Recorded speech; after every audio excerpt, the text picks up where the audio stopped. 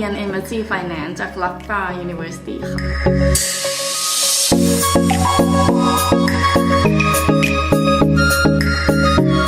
ค่ะตอนนี้โยเรียน Postgrad โปรแกรม Finance อยู่นะคะ Finance ที่ Loughborough University เนี่ยของเราไม่มีทำ dissertation นะคะโดยในเทอมซัมเมอร์เนี่ยก็จะมีวิชาเลือกแทน3ตัวแล้ววิชาที่โยชอบที่สุดในคอร์สเนี่ยก็คือ Financial Trading ค่ะเพราะว่าคอร์สนี้เนี่ยจะได้ลองเทรดโดยใช้เงินปลอมนะคะแต่ว่าเป็นข้อมูลจากตลาดจริงๆแล้วก็จะสอนเราว่าสามารถทำกำไรได้ยังไงบ้างดีจริงๆค่ะเรียนที่Loughboroughนะคะเพราะว่า ranking finance and accounting เนี่ยสูงขึ้นทุกปีเลยค่ะดูนี่ก็สวยมากด้วย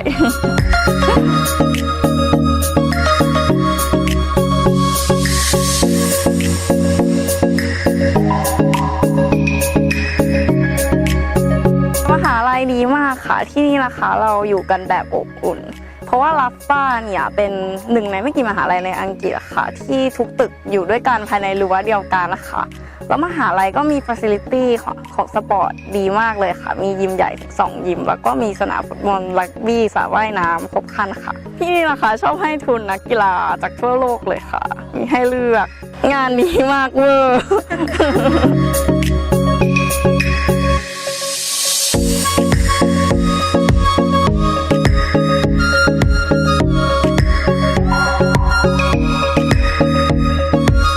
ใจพี่ๆแฮนด์ออนมากนะคะเพราะว่าตอนที่แอพพลายมหาลัยเนี่ยตอนนั้นโยทำงานอยู่ต่างประเทศค่ะ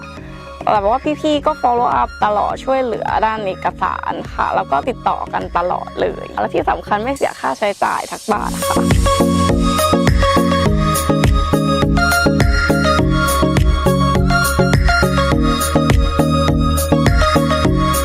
สำหรับไลฟ์อินใน UK นะคะช้อปปิ้งเพลินมากเลยของถูกมากเวอร์